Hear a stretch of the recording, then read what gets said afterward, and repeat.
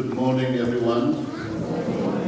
Thank you so much, Kimberly and Kelly, for that beautiful music. I was blessed with that. Thank you very much.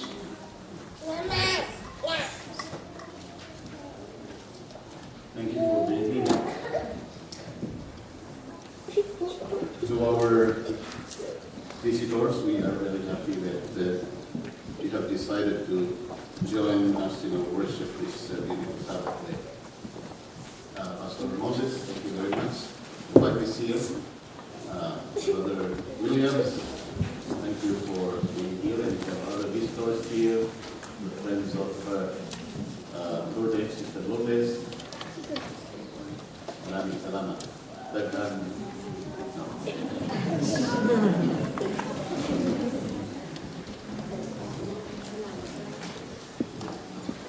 Shall we bow our heads as we Father in heaven, thank you for allowing us to open your book this morning.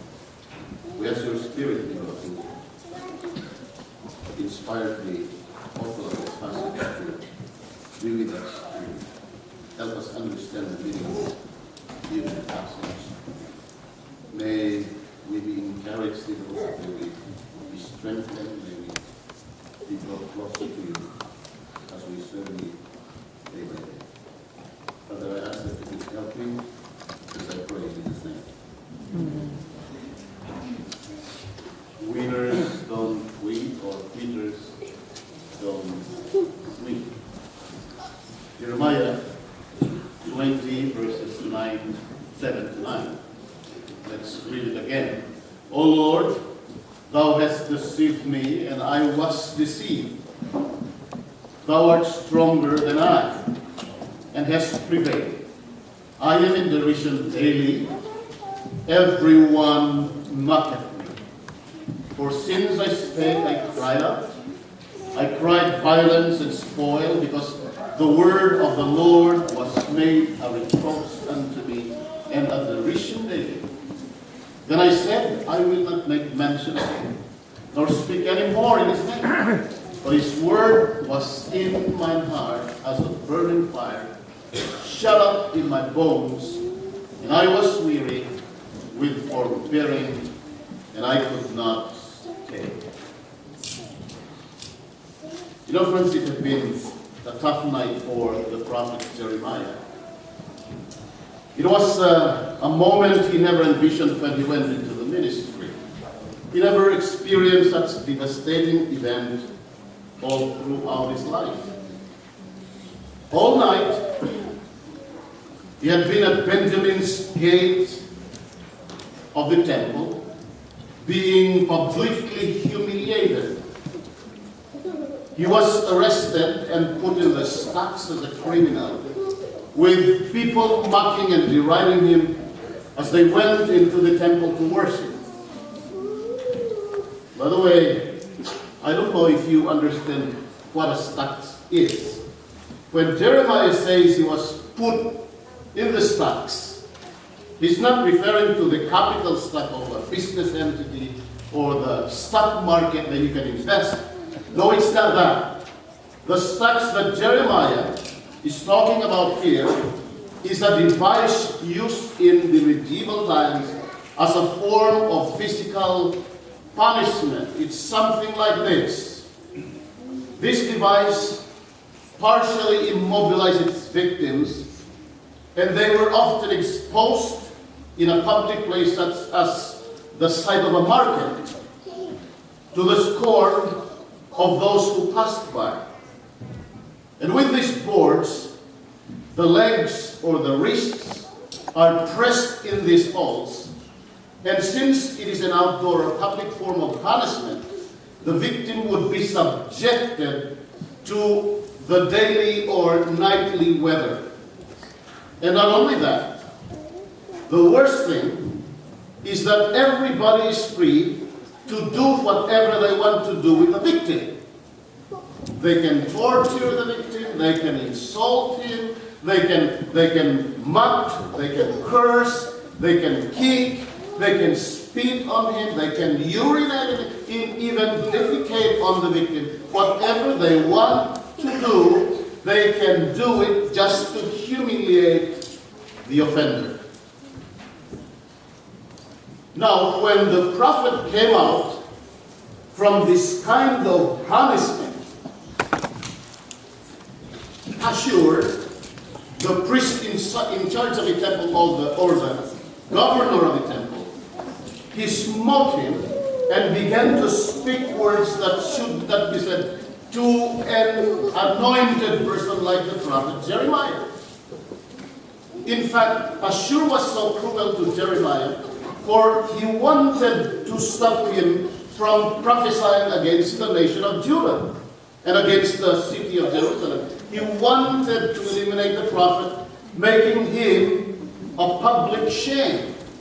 He considers him as his worst enemy because he was offended by the messages of this messenger of God. And this proud religious leader made Jeremiah's life very miserable. And he made his ministry very difficult. He wanted to defeat him and to stop him from prophesying unpleasant messages for the city of Jerusalem.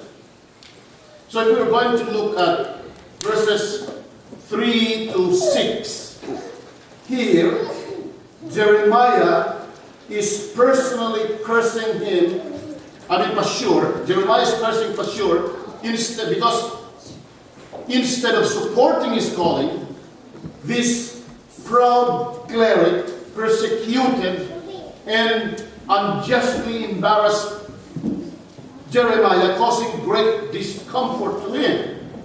Look at what it says. Jeremiah 20 verses 3 to 6.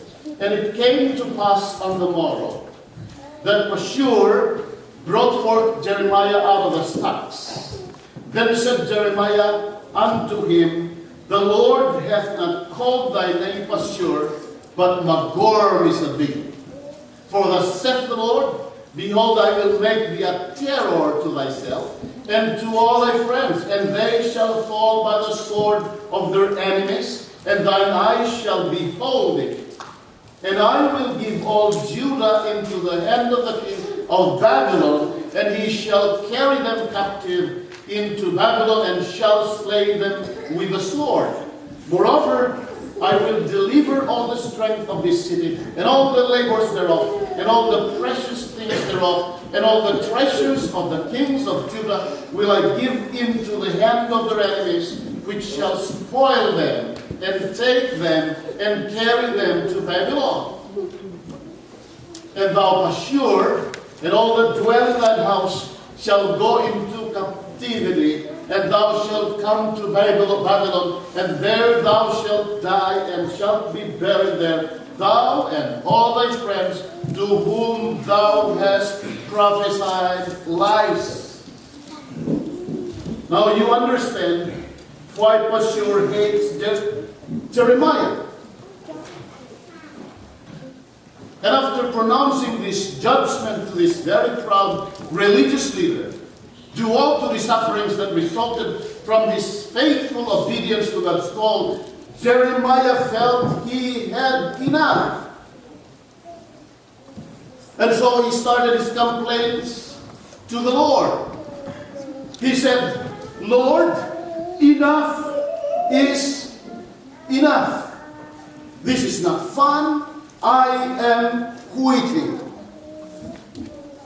And so he boldly came to God with his resignation request, and he slammed it down on God's table. Listen to his words.